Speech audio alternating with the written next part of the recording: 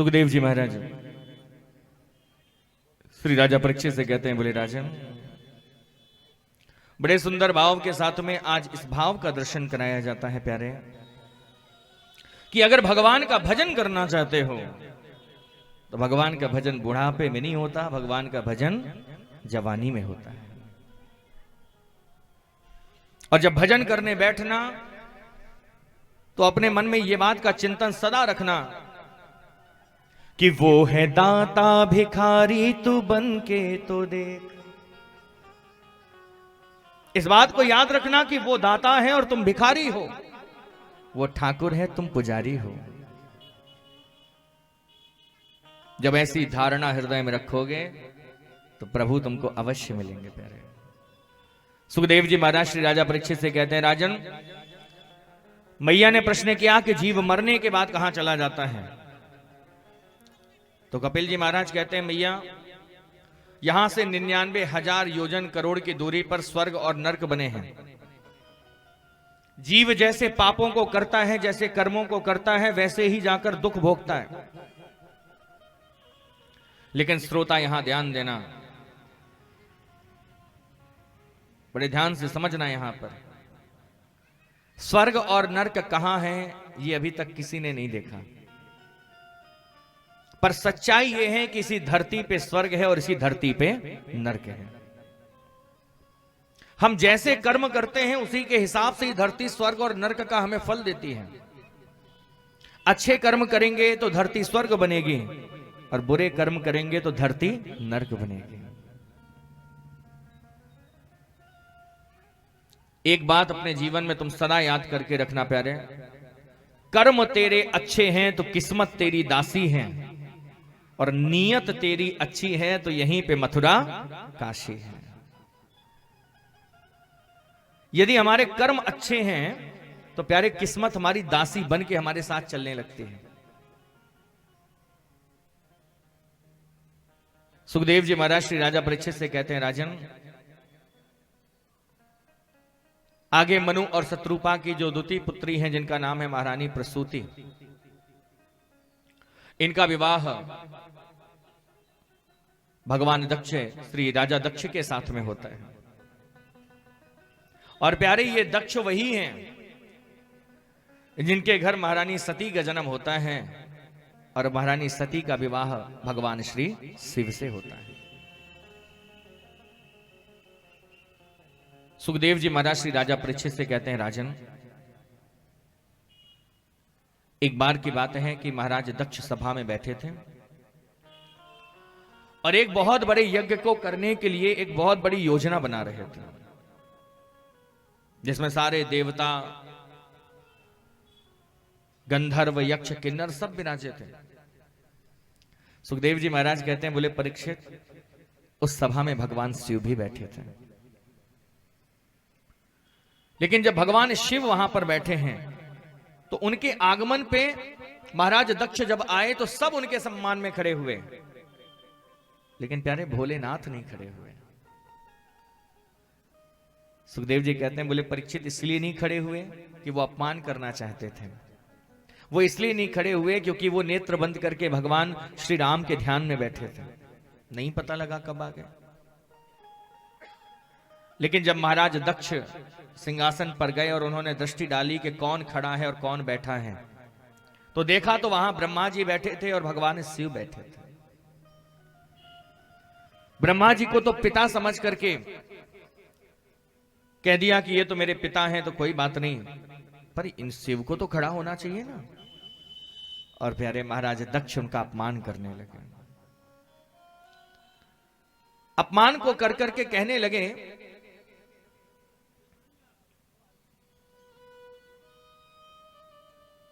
कि चिता भस्माकृत स्नानः, चिता की भस्म का स्नान करने वाले। अब जरा ध्यान देना श्रोता, केवल इतना कहा कि चिता भस्माकृत स्नाना, इतना कहते ही सबके कान खड़े हो गए। मुंड की माल पहनने वाले सब समझ गए कि ये इशारा भगवान शिव पे हो रहा है। सुखदेव जी कहते हैं, बोले राजन, भगवान शिव पूरी सभा पर बैठे रहे। सभा समाप्त होने पर घर भी वापस गए। मैया सती ने पूछा कि मेरे पिता ने सम्मान कैसा किया। एक ही बात कही, बहुत सम्मान किया, बहुत स्वागत हुआ मेरा। सुखदेव जी कहते हैं, बोले परीक्षित,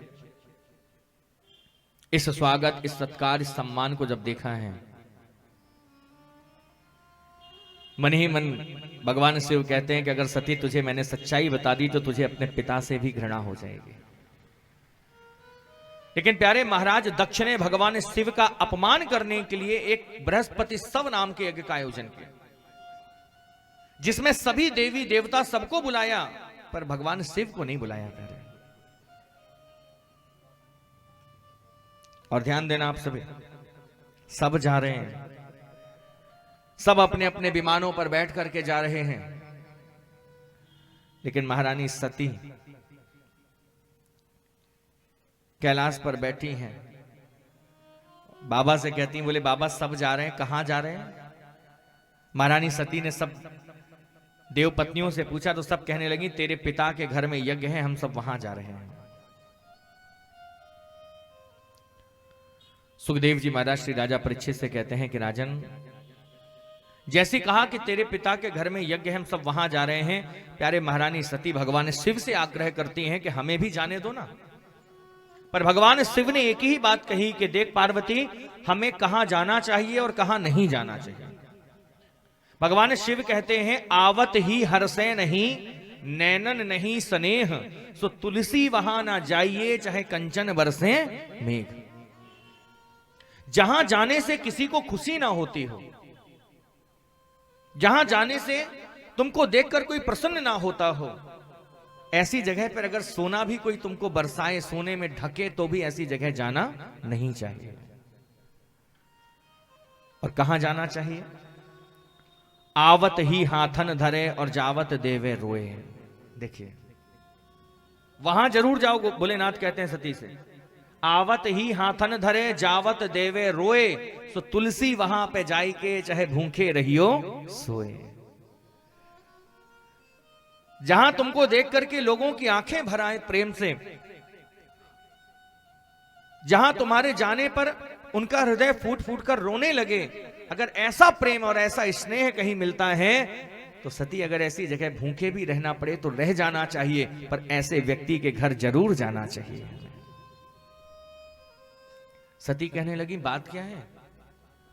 भोलेनाथ कहने लगे, बोले सती, यह यज्ञ किसी के कल्याण के लिए नहीं, बल्कि यह यज्ञ मेरे अपमान के लिए हो रहा है। तेरे पिता ने मेरा अपमान किया है और उसमें सबको बुलाया है, पर मेरी वजह से तुझको भी नहीं बुलाया। ध्यान दे सभी श्रोता, महारानी सती आज बार बार आग्रह करती हैं। भोलेनाथ ने बार बार आग्रह करने पर मैया सती को सजाया, स्वयं श्रृंगार किया। नंदी पर बैठ करके मैया सती जब गई हैं तो सुखदेव जी महाराज कहते हैं, बोले परीक्षित, जैसे ही यज्ञ मंडप पर प्रवेश किया है, वहां जाकर देखती हैं कि कतहु न दीख शंभु कर भागा। वहां सबकी पीठ बनी है, सबका स्थान बना है, पर वहां भोलेनाथ को कोई जगह ही नहीं थी। मैया को लगा कि अब मैं क्या मुंह लेकर के वापस जाऊंगी वहां पे। सुखदेव जी महाराज श्री राजा परीक्षित से कहते हैं कि राजन, उसी क्षण आज मन में विचार किया कि अब मैं वापस नहीं जाऊंगी। उसी यज्ञ के कुंड पर, यज्ञ की अग्नि में मैया सती ने अपना शरीर शांत कर लिया। प्यारे, लेकिन सुखदेव जी कहते हैं, बोले परीक्षित, जब शरीर शांत हो गया मैया का, नारद जी ने सारा वृतांत भोलेनाथ को जाकर बताया। भोलेनाथ ने अपनी जटा को निकालकर धरती पर पटका और एक वीरभद्र नाम का रुद्र प्रकट होता है। भगवान ने कहा कि जाओ जाकर पूरे यज्ञ को विध्वंस कर देना। ध्यान देना, वीरभद्र नाम के रुद्र आए, सारे भूत प्रेत गण इत्यादि आए और पूरे यज्ञ को विध्वंस कर दिया। उनके अपमान में जिसने उंगली उठाई, जिसने हंसा, उन सबको दंड मिला। और यहां तक कि महाराज दक्ष की तो गर्दन ही काट दी। जब महाराज दक्ष की गर्दन कट गई, सारे देवता भगवान से क्रंदन करने लगे कि प्रभु, यदि किसी यज्ञ का शुभारंभ हो जाए तो उस यज्ञ को अधूरा नहीं छोड़ना चाहिए। प्रभु, उस यज्ञ को पूर्ण करो। सारे देवतागण भगवान से स्तुति करने लगे और भगवान का वंदन करके कहते हैं कि हे ठाकुर जी महाराज, हे मेरे प्रभु, कि कंठ में जिनके विराजता हलाहल, गंगा जलम शीस पे, बाएं अंग विराज जिनके गिरिजा, पत्नी स्वयं पार्वती, नंदी कार्तिक गणपति के सहित, केदारनाथ प्रभु, केदार गिरि पे सदा ही रहते, करते सदा मंगलम। मंगलम भगवान शंभो, मंगलम वृषभध्वजा, मंगलम पार्वतीनाथ, मंगलायतनो हरा। आज यहां पर सारे देवता कहते हैं, प्रभु ये यज्ञ कौन पूर्ण कराएगा? यज्ञ पूर्ण करा दो प्रभु। जब बार बार समस्त देवता क्रंदन करने लगे, भगवान उस यज्ञ की पूर्ति के लिए स्वयं पधारे प्यारे। लेकिन जब ठाकुर जी आए हैं तो देखते हैं कि जजमान का धड़ अलग पड़ा है और सर अलग पड़ा है। जरा ध्यान देना आप सभी। जब धड़ अलग देखा, सर अलग देखा, तो कहने लगे जब जजमान ही नहीं है तो यज्ञ कैसे होगा? भगवान बोले लाओ पहले जजमान को तो जीवित करूं तब यज्ञ होगा। लेकिन जजमान के दक्ष के सिर में उनका सर लगाने ही वाले थे कि भगवान बोले कि नहीं नहीं, ये मैं बहुत करता है, इसलिए इसके सर की जगह पे बकरे का सर इसके लगाना पड़ेगा। चाहते तो भोलेनाथ उनका सर लगाते, पर उन्होंने बकरे का सर क्यों लगाया? क्योंकि महाराज दक्ष हर छोटी बड़ी बात में बहुत कहते थे मैंने ये किया, मैंने ये किया, मैं ये करता, मैं वो करता। कबीरदास जी कहना चाहते हैं कि प्यारे, जो ज्यादा मैं करता है उसकी गर्दन ज्यादा काटी जाती है। एक मैना नाम की चिड़िया है जिसको हम लोग बड़े प्यार से सम्मानित करके, उसका नाम है मैना। कबीरदास जी कहते हैं कि मैना ने मैना कही, सो मोल भये 10-20, और बकरे ने मैं करी तो कबीर कटायो शीस। मैना नाम की जो चिड़िया है उसका नाम है मैना, और जो कहता है कि मैं ना, उसको भगवान अपने हृदय से लगा के रखते हैं, मैं ना। लेकिन बकरे ने मैं करी सो कबीर कटायो शीस। और वो बकरा ये नहीं कहता कि मैं ना, वो कहता मैं, और जो मैं ज्यादा करता है उसकी गर्दन ही हमेशा सबसे पहले काटी जाती है। कभी ईसाई धर्म की ओर भी थोड़ा गौर से देखिएगा तो जो स्मृति चिन्ह प्रभु यीशु ने बना रखा है उसमें एक ऐसे आई है और आई में ऐसे क्रॉस का निशान दिखाई देता है ना। अक्सर आजकल चर्च वगैरह सब जगह देखने को आपको मिलेगा, ऐसे एक आई है और आई में ऐसा क्रॉस। कभी गौर से देखिए तो हमको वो सीख मिलती है, वो स्मृति चिन्ह हमको बताना चाहता है समाज में कि यदि हम भगवान से मिलना चाहते हैं, प्रभु यीशु भी कहना चाहते हैं कि यदि भगवान से मिलना चाहते हो तो चिन्ह को देखते रहना बस। और वो चिन्ह क्या है?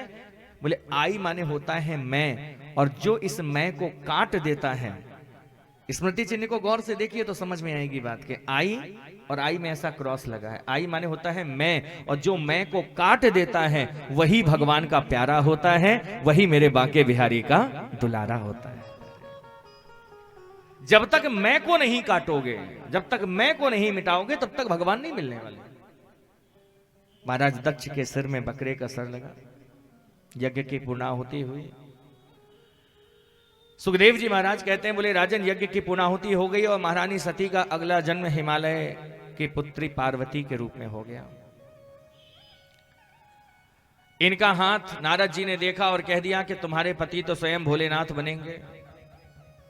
मैया पार्वती दिन रात भोलेनाथ का भजन करती हैं, भोलेनाथ का चिंतन करती हैं, और भोलेनाथ बारात लेकर के आए और मैया पार्वती का विवाह हो गया। लेकिन सुखदेव जी महाराज श्री राजा परीक्षित से कहते हैं, राजन जब पार्वती का विवाह हो गया और जब मैया पार्वती कैलाश में पहुंची बड़े ध्यान से सुनना जरा मेरे भोलेनाथ की लीला। तो जब भोलेनाथ के साथ मैया पार्वती कैलाश में पहुंची तो देखा तो चारों ओर केवल बर्फ ही बर्फ है, ना कोई मकान, ना कोई महल, ना कोई घर। तो मैया पार्वती बोली बोली बाबा अपना घर कहां है? तो भोलेनाथ मुस्कुराकर बोले बोले पार्वती सकल भूमि गोपाल की कतहु नवावो शीस, सब अपना ही है। पार्वती बोली अच्छा, अभी तक तुम बाबा थे तो कोई बात नहीं, अब तुम गृहस्थ हो गए हो, कोई घर तो बना लो। तो भोलेनाथ बोले घर भी बनवाना पड़ता है? बोले हाँ। तो भोलेनाथ विश्वकर्मा जी को बुलाते हैं, कहा कि भाई एक बड़ा सुंदर घर बनाओ, मेरी पत्नी को रहना है। विश्वकर्मा भगवान आए, आकर बड़ा सुंदर घर बना दिया। लेकिन गृहस्थ जीवन में प्रवेश करने के लिए, घर में प्रवेश करने के लिए ब्राह्मण की जरूरत पड़ गई। और उस जमाने में सबसे विद्वान ब्राह्मण था भोलेनाथ का चेला रावण। तो भोलेनाथ गए और जाकर रावण से कह दिया, बोले भैया पंडित जी कल हमारे घर आना और गृह प्रवेश करवाना। रावण बड़ा सज धज करके आया, बढ़िया सुंदर पूजन हुआ, पाठ हुआ, गृह प्रवेश हुआ। लेकिन वो कहने लगे बोले कि भाई दक्षिणा भी तो देनी है ना पंडित जी को, दक्षिणा क्या दें? रावण बोला बोला रहने दो गुरुजी, जैसे तैसे तो एक घर बनवा पाए, अब क्या तुम दोगे, रहने दो जाओ। भोलेनाथ बोले वाह दक्षिणा नहीं दे सकता, बता क्या चाहिए तुझे। तो रावण कहने लगा ज्यादा ही शौक देने का है तो यही जो बनवाया यही हमें दे दो। भोलेनाथ मुस्कुराकर बोले बोले देख लो पार्वती, हमने पहले ही कहा था कि हमारी किस्मत में मकान का सुख नहीं लिखा, पर तूने जिद की तो हमने बनवा लिया, तो पंडित की नीयत खराब, अब क्या करें? पार्वती बोली ऐसा थोड़ी होता है, हमारे पिताजी रोज सैकड़ों फैसले करते हैं हिमालय में बैठकर, जाओ मुकदमा करो, कुछ तो हल निकलेगा। तो प्यारे ब्रह्मा जी के यहां गए, बड़े ध्यान से सुने जरा, बड़ी रस्मी कथा संत बताते हैं। ब्रह्मा जी के यहां गए और जाकर के अर्जी लगाई कि साहब हमने ये अपने लिए घर बनाया था और ये पंडित जी घर मांग रहे हैं, दें या नहीं दें। बोले कोई बात नहीं, अगली तारीख में इसका विचार होगा। अगली तारीख में फैसला होना था और भोलेनाथ पार्वती से कहने लगे, बोले पार्वती आज फैसला होगा तो एक काम करियो कि जब हम वहां जाएं तो अगर हम मुकदमा जीत जाएंगे, अगर ये घर अपना हो जाएगा तो कोई बात नहीं, लेकिन अगर हम हार जाएंगे तो हम डमरू बजाएंगे, और हम जब डमरू बजाने लगे तो तुम घबराना नहीं, तुम फटाक से यहां आग लगा देना, ना ये घर अपन को मिलेगा ना रावण को मिलेगा। पार्वती बड़ी खुश हो गई। पार्वती बोली ये हुई ना अकल की बात। अच्छा, माताओं को ऐसी बातों में पति ज्यादा समझदार लगता है। अक्सर देखना आपको, अगर कोई लेन देन की बात आए तो अगर पत्नी बार बार ये कहे कि उसको क्या देना अपन को, और अगर उसी में पति हाँ में हाँ मिला दे तो कहेंगे ये होती अकल, इसको समझा करो। तो तुरंत बोली पार्वती ये होती है ना अकल, जाओ बजाना, अगर हार गए तो किसी का नहीं। भोलेनाथ आए, आकर के बहस होने लगी कि भाई मंदिर हमने बनाया, घर हमने बनाया तो हमारा होना चाहिए। ब्रह्मा जी बोले नहीं, ये भोलेनाथ को मिलेगा। और जैसे ही भोलेनाथ के लिए कहा गया कि ये घर भोलेनाथ को मिलेगा, भोलेनाथ बड़े प्रसन्न। रावण बिल्कुल दुखी नहीं हुआ। रावण आया, चरणों में प्रणाम किया, बोले गुरुजी क्या करें, थोड़ा परेशान हुए, पर आपकी चीज आपको मिली बस। लेकिन रावण ने गणित लगाया कि आखिर ये करके क्या आए हैं घर पे, समझ गया। तो रावण बोला बोले प्रभु अब जो गलती हो गई तो माफ कर देना, और अब एक ही इच्छा है कि हम गाएं तांडव और तुम बजाओ डमरू। अब भोलेनाथ ये सब भूल गए कि हम घर में क्या बोल कर आए हैं। और जहां रावण ने बड़े सुंदर भाव से प्रभु को प्रसन्न करने के लिए नृत्य करना शुरू किया, और भोलेनाथ ने उठाई डमरू और लगे घड़ घड़ घड़ घड़ घड़ घड़ करने। और ये डमरू जब पार्वती ने सुनी तो पार्वती को लगा कि लगता है सब गड़बड़ है, तुरंत जल्दी से डाला और आग लगा दी। जैसे ही आग लगी, पार्वती बोली चलो कोई बात नहीं, हार तो गई है। इतने में भोलेनाथ, रावण समझ गया कि वहां सब गड़बड़ हो गया, अब कोई बात नहीं। रावण बोले बोले ठीक है प्रभु, बड़ा आनंद आया, बड़ी कृपा की, ऐसे ही प्रभु दर्शन देते रहना। बस उधर गए तो भोलेनाथ ने देखा तो आग की लपटें। बोले पार्वती तूने ये क्या कर दिया, हम तो मुकदमा जीत गए। तो बोले बाबा आप ही ने तो कहा था अगर हारेंगे तो डमरू बजाएंगे। बोले वो मैं भूल गया, वो रावण ने कहा और मैंने डमरू बजाना शुरू कर दिया। लेकिन भोलेनाथ बोले बोले पार्वती तू ये घर मकान के चक्कर में मत पड़ मेरे साथ, क्यों? क्योंकि ये घर मकान के सुख मेरे लिए नहीं लिखे हैं। भगवान शिव को आप कभी देखना कि हे शिव शंकर पिनाक पानी तुमसा नहीं जमाने में, और 3 लोग बस्ती में बसाकर आप बसे वीराने में। भोलेनाथ जैसा दानी कोई हो नहीं सकता प्यारे। 3 लोग बस्ती में बसाकर आप बसे वीराने में। आपने कभी सोचा है कि भोलेनाथ के ऊपर ये भस्म जो हम चढ़ाते हैं क्यों चढ़ाते हैं? ये भोलेनाथ के ऊपर भस्म चढ़ाने का शुभारंभ काशी नरेश से हुआ था प्यारे। ये जो आज हम लोग भगवान भोलेनाथ को भस्मों से सजाते हैं तरह तरह के, काशी में जाइए तो हर पल एक न एक शव यात्रा निकलती है। देखा है कि नहीं देखा आप लोगों ने? एक न एक यात्रा निकलती रहती है। तो वहां पर कोई शव यात्रा में लोग बाग जा रहे थे और राम के नाम का कीर्तन कर रहे थे। राम नाम सत्य है, राम नाम सत्य है। और जहां राम का नाम है वहां तो भगवान शिव को बड़ा प्रेम होता है। तो राम का नाम सुना और अंदर मंदिर में आवाज गई कि राम का नाम गाने वाले कहां? भोलेनाथ मंदिर से निकले और उनके साथ चल दिए। चलते चलते चलते चलते शमशान घाट में गए। वहां जाकर के देखा उन्होंने, भोलेनाथ ने, कि यहां पर आए तो सब राम का नाम गा रहे थे, पर इस व्यक्ति को जलाने के बाद सब राम का नाम भूल गए और दुनिया की बातें करने लगे। जैसे इतना देखा, सुखदेव जी महाराज श्री राजा परीक्षित से कहते हैं, राजन भोलेनाथ की भक्ति भी सरल नहीं होती प्यारे। जैसे इस दृश्य को देखा, जब सब वहां से चले गए, भस्म शांत होने लगी, तो भोलेनाथ उस भस्म को उठाकर अपने ऊपर डालने लगे। डाल क्यों रहे थे? क्योंकि वह उस तत्व को ढूंढ रहे थे कि वह तत्व कहां विलीन हो गया जिसके पीछे सब राम का नाम ले रहे थे, और अब वो तत्व गया कहां? उस तत्व को जब बार बार भस्म उठाकर खोज रहे थे, यह दृश्य काशी नरेश ने देखा, और प्यारे तब से भोलेनाथ पर ताजी भस्म चढ़ने की परंपरा का शुभारंभ हो गया। इसीलिए भोलेनाथ पर आज भी आप देखते हैं कि बिल्कुल ताजे मुर्दे की भस्म चढ़ाई जाती है। सुखदेव जी महाराज श्री राजा परीक्षित से कहते हैं, राजन आगे मनु और शत्रुपा के जो प्रथम पुत्र जिनका नाम है महाराज श्री उत्तानपाद, इनके चरित्र को सुनकर हम सभी आज वाणी को विश्राम देंगे। और कल के सत्र में हम आप सभी यहां पर बड़े सुंदर भाव से भगवान का जन्म महोत्सव भी यहां पर मनाएंगे। और कल यहां पर होगा नंद के आनंद भयो जय कन्हैया। अरे मुंह से तो बोल दिया करो भाई, नंद के आनंद भयो जय कन्हैया लाल की। बड़े कंजूस हो गए झांसी वाले। मुझे लग रहा काफी दिनों से क्लास नहीं ली ना आप लोगों की। आप लोगों को ऐसा लग रहा होगा कि बहुत दिनों बाद आए हैं, तो ना हम आपको भूले हैं ना आप हमें भूले हैं।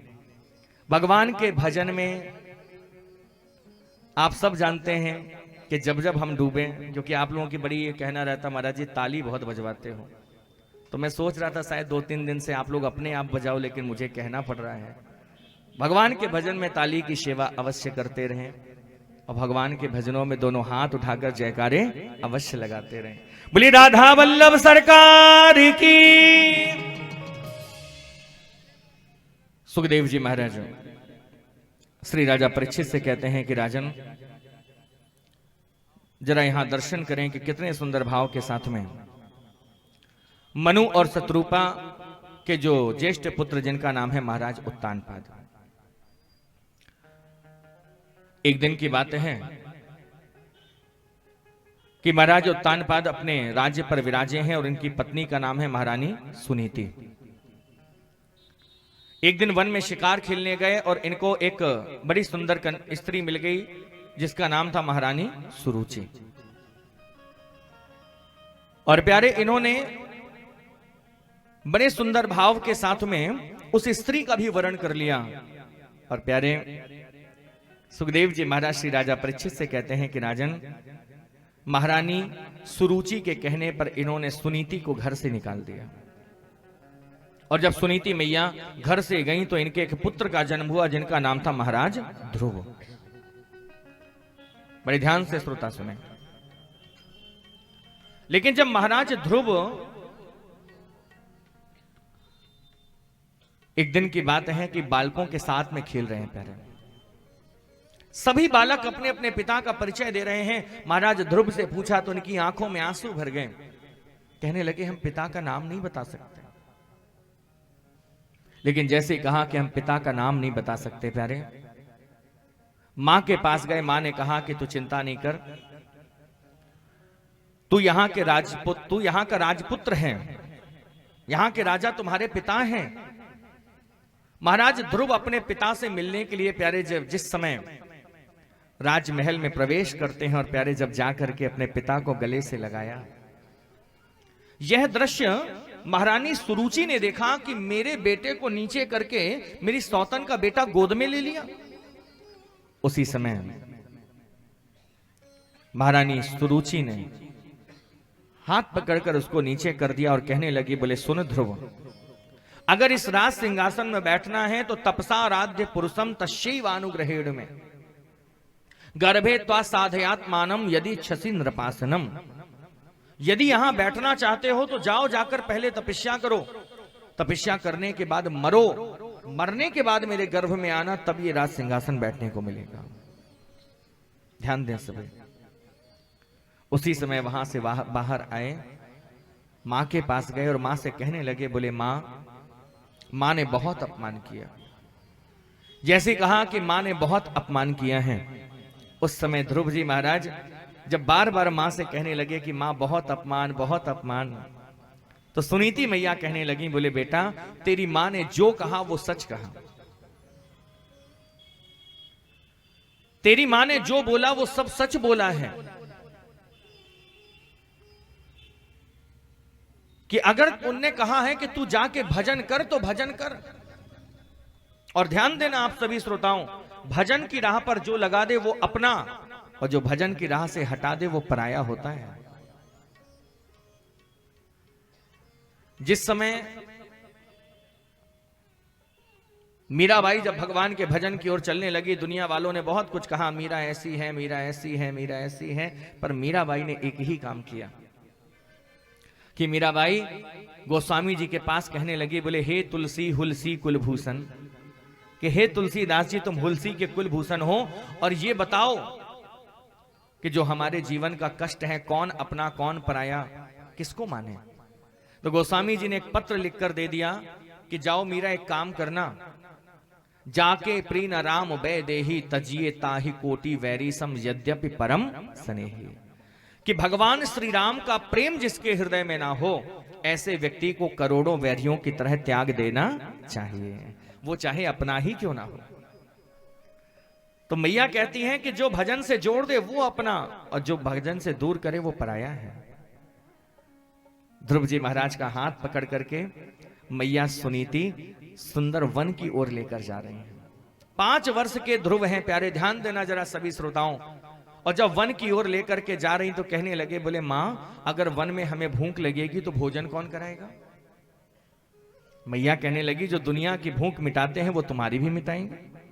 मैया अगर मुझे डर लगा तो कौन डर मिटाएगा। तो कहने लगे, जो दुनिया का डर मिटाता है वो तेरा भी डर मिटाएंगे। क्यों? क्योंकि मद भयात वात वातो यम सूर्यस्त पति मद भयात। भगवान कहते हैं कि ये जो सृष्टि चलती है मेरे भय से चलती है, जा तेरा कल्याण होगा। ध्रुव जी महाराज वन की ओर चल रहे हैं। मार्ग में श्री नारद जी महाराज मिले, उन्होंने द्वादशाक्षर मंत्र की सुंदर दीक्षा दी है, ओम नमो भगवते वासुदेवाय। इस मंत्र को जब ध्रुव जी ने ग्रहण किया, ध्यान देना समस्त श्रोताओं, तो हमारे सनातन धर्म का नियम है कि हम आप सभी कभी भी आप देखिएगा कि जब किसी मंत्र का शुभारंभ करते हैं तो हर मंत्र के पहले ओम जरूर आता है। किसी भी मंत्र को आप उठा के देखना, ओम पहले होगा, क्योंकि ओम के अंदर 3 अक्षर होते हैं। सभी ध्यान से समझ लें इस बात को, आ, उ और मा। आ माने होता है आचरण, उ माने होता है उच्चारण, और मा माने होता है मनन। ओम प्रत्येक मंत्र के पहले लग करके ये बताना चाहता है कि जिस मंत्र को जपने तुम बैठे हो, उस मंत्र को जपते समय हमारा आचरण शुद्ध होना चाहिए। आ माने आचरण, ऊ माने उच्चारण। उस मंत्र को जपते समय हमारा उच्चारण शुद्ध होना चाहिए। और मां माने मनन, कि जब उस मंत्र को जपो तो केवल यहां से नहीं जपो बल्कि हृदय से भी जपना चाहिए। इसलिए हर मंत्र के पहले ओम आता है। ध्रुव जी महाराज भी इस मंत्र को ग्रहण करते हैं, वन की ओर गए हैं, सुंदर भाव से ओम नमो भगवते वासुदेवाय मंत्र का जाप कर रहे हैं। आइए हम आप सभी बड़े सुंदर भाव से इस मंत्र का गायन करें। ध्रुव जी महाराज भगवान की छवि को दर्शन करने के लिए तपस्या करने विराजमान होंगे। मेरे साथ सभी बोलेंगे भाव से कि ओम नमो भगवते वासुदेवाय, ओम नमो भगवते वासुदेवाय, ओम नमो भगवते वासुदेवाय, ओम नमो भगवते वासुदेवाय। वासुदेवाय कृष्ण चंद्राय, वासुदेवाय कृष्ण चंद्राय, वासुदेवाय कृष्ण चंद्राय, वासुदेवाय कृष्ण चंद्राय। अरे ओम नमो भगवते वासुदेवाय, ओम नमो भगवते वासुदेवाय। ओम नमो भगवते वासुदेवाय, ओम नमो भगवते वासुदेवाय। श्री राधे।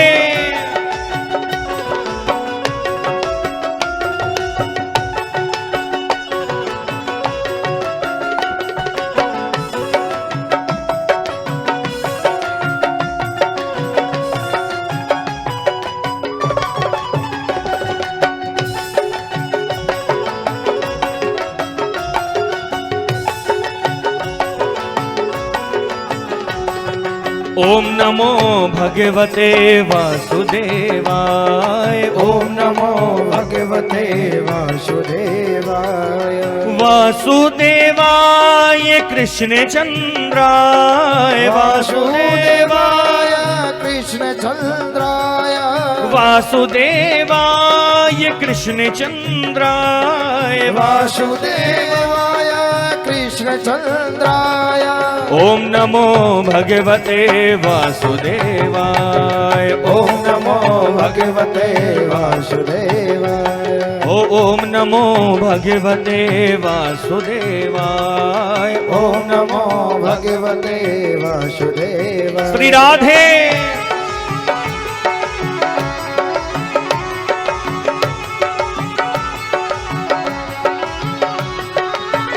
बोलिए बांके बिहारी लाल की।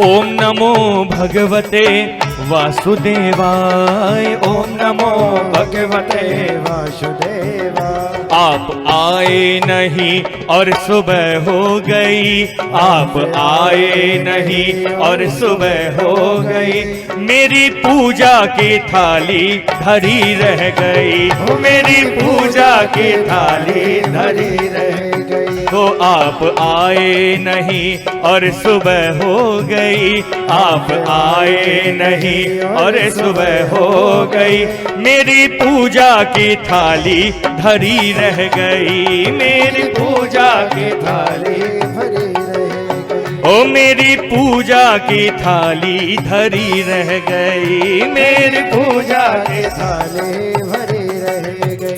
भोग रखा रहा फूल मुरझा गए, भोग रखा रहा फूल मुरझा गए। ओ भोग रखा रहा फूल मुरझा गए, भोग रखा रहा फूल मुरझा गए।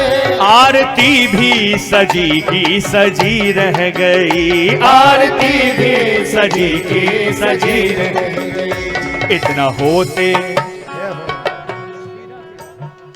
इतना होते हुए मैं समझ ना सका, इतना होते हुए मैं समझ ना सका, और क्या बुलाने में मेरे कमी रह गई, क्या बुलाने में मेरे कमी रह गई, ओ क्या बुलाने में मेरे कमी रह गई, क्या बुलाने में मेरे कमी कि आप आए नहीं और सुबह हो गई, आप आए नहीं और सुबह हो गई, और मेरी पूजा की थाली धरी रह गई, मेरी पूजा की थाली भरी। श्री राधे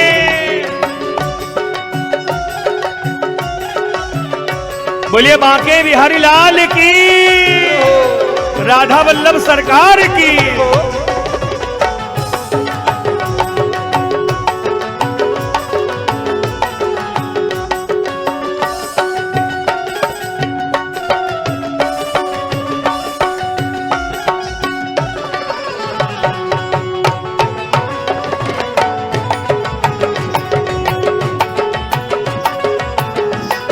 जय हो।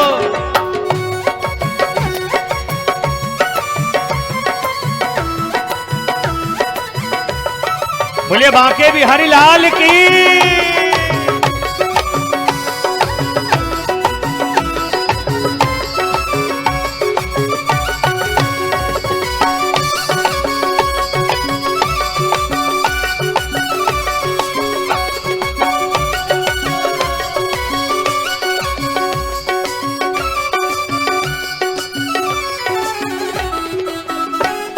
जय हो।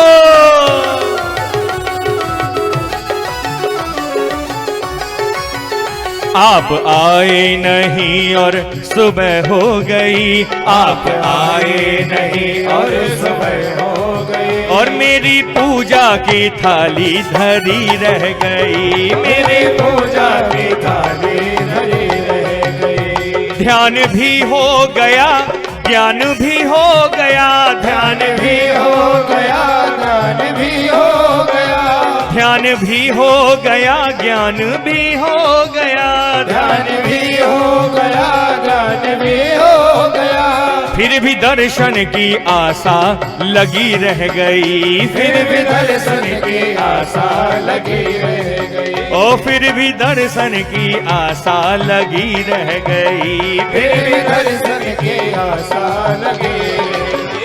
इतना होते हुए मैं समझ ना सका, इतना होते हुए मैं समझ ना सका, क्या बुलाने में मेरे कमी रह गई, क्या बुलाने में मेरे कमी रह गई, ओ क्या बुलाने में मेरे कमी रह गई, क्या बुलाने में मेरे कमी।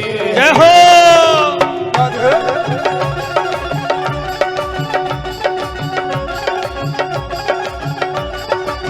बोलिए बांके बिहारी लाल की, राधा वल्लभ सरकार की।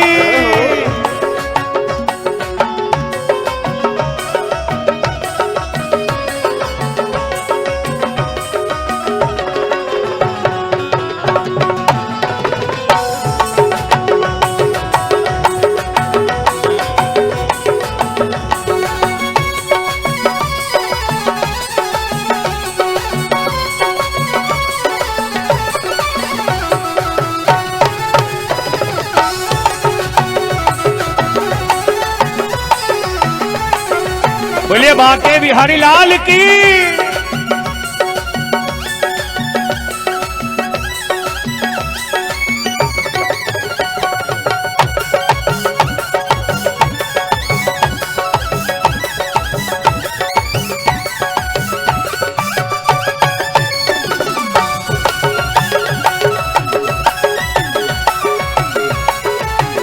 तू है मोहन मेरा मैं दीवाना तेरा, तू है मोहन मेरा मैं दीवाना तेरा, तू है मोहन मेरा मैं दीवाना तेरा, तू है मोहन मेरा मैं दीवाना तेरा।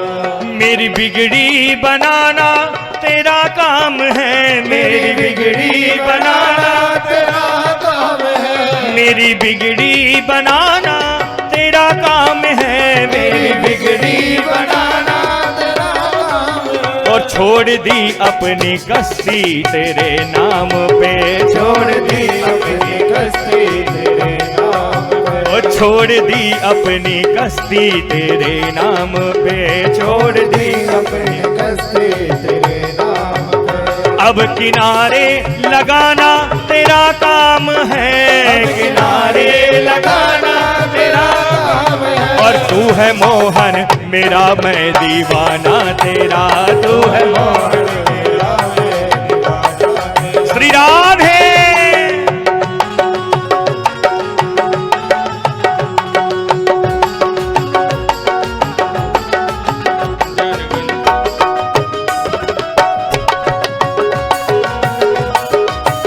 बोलिए बांके बिहारी लाल की।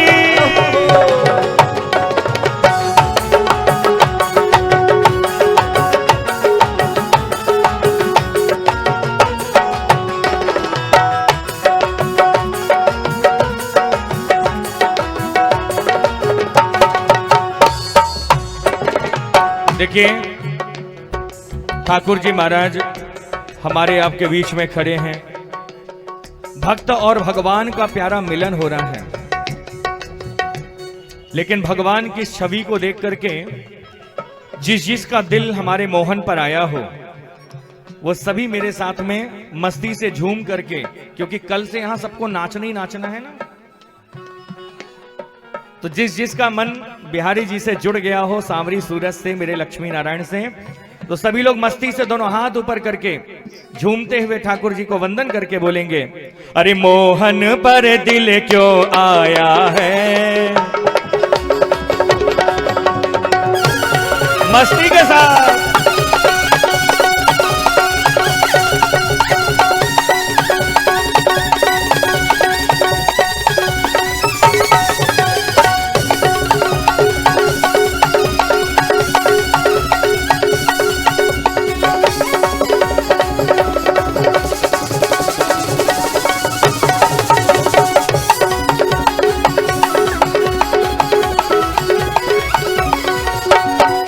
देखिए, मोहन पर दिल आया है ना, तभी तो आज ये 7 दिन की कथा में हम लोग बैठे हुए हैं। और अभी कथा के बाद में आज इस परिवार में एक और खुशी का दिन है कि शादी की सालगिरह का सुंदर अभी आयोजन 8 बजे से 10 बजे के बीच भजन संध्या के साथ में हम लोग मनाएंगे। तो अभी हम सभी उसमें भी बैठेंगे, लेकिन 2 मिनट के लिए खड़े होकर के बिहारी जी के नाम पर झूमते सभी लोग खड़े होकर 2 मिनट बड़े भाव से बोलेंगे, अरे मोहन पर दिल क्यों आया है, ये मैं जानूं या वो जाने। मोहन पर दिल क्यों आया है, ये मैं जानूं या वो जाने। मोहन पर दिल क्यों आया है, ये मैं जानूं या वो जाने। मोहन पर दिल क्यों आया है, ये मैं जानूं या वो जाने। ये मैं जानूं या वो जाने, ये मैं जानूं या वो जाने, ये मैं जानूं या वो जाने, ये मैं जानूं या वो जाने। जितना इसने ओ जितना इसने तड़पाया है, ये मैं जानूं या वो जाने। जितना इसने तड़पाया है, ये मैं जानूं या वो जाने। मोहन पर दिल क्यों आया है, ये मैं जानूं या वो जाने। मोहन पर दिल क्यों आया है, ये मैं जानूं या वो जाने। श्री राधे।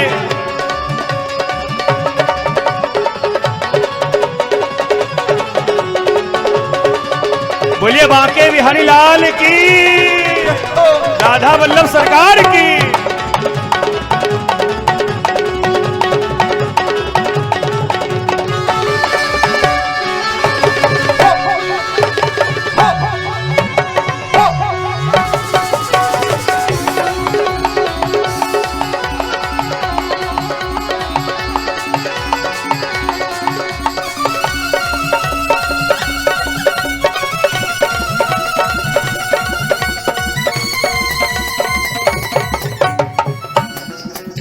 देखिए, मुझे नहीं लग रहा कि आप लोगों का दिल मेरे मोहन पे आया है।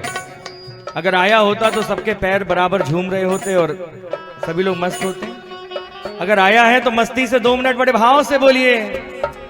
जितना दिल ने इसे याद किया, जितना दिल ने इसे याद किया, जितना दिल ने इसे याद किया, जितना दिल ने इसे याद किया, उतना जग ने बदनाम किया, उतना जग ने बदनाम किया, उतना जग ने बदनाम किया, उतना जग ने बदनाम किया।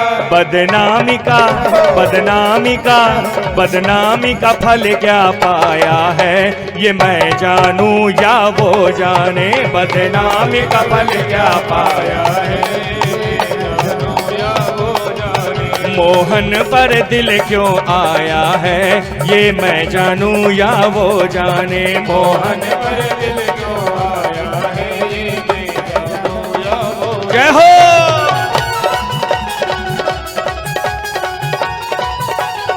राधा वल्लभ सरकार की।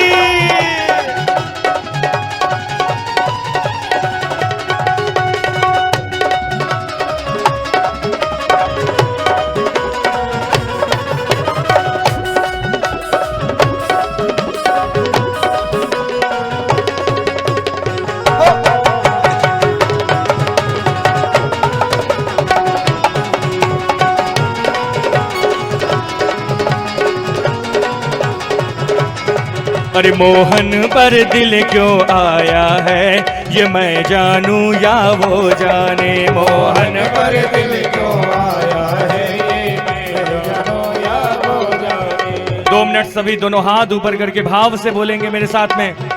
अरे गोविंदा गोपाला मुरली मनोहर नंद लाला। हो प्यारो गोविंदा गोपाला मुरली मनोहर नंद लाला। प्यारो गोविंदा गोपाला मुरली मनोहर नंद लाला। हो प्यारो गोविंदा गोपाला मुरली मनोहर नंद लाला। प्यारो मुरली मनोहर नंद लाला। मुरली मनोहर प्यारो मुरली मनोहर नंद लाला। मुरली मनोहर नंद लाला। हो प्यारो मुरली मनोहर नंद लाला। हो प्यारो मुरली मनोहर नंद लाला। गोविंदा गोपाला मुरली मनोहर नंद लाला। गोविंदा गोपाला मुरली मनोहर नंद लाला। श्री राधे।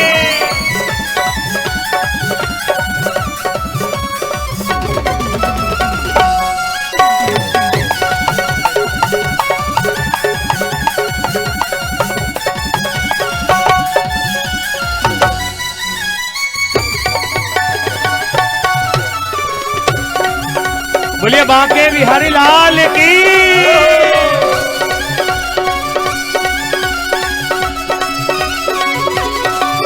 अरे गोविंदा गोपाला मुरली मनोहर नंद लाला। प्यारो गोविंदा गोपाला मुरली मनोहर नंद लाला। प्यारो मुरली मनोहर नंद लाला। प्यारो मुरली मनोहर नंद लाला।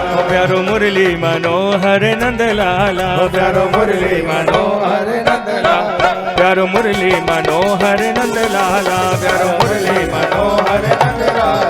प्यारो मुरली मनोहर नंद लाला। प्यारो मुरली मनोहर नंद लाला। मुरली मनोहर नंद लाला। मुरली मनोहर नंद लाला। प्यारो मुरली मनोहर नंद लाला। प्यारो मुरली मनोहर नंद लाला। गोविंदा गोपाला मुरली मनोहर नंद लाला। प्यारो गोविंदा गोपाला मुरली मनोहर नंद लाला।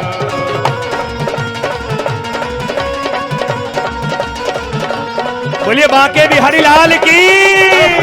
राधा वल्लभ सरकार की।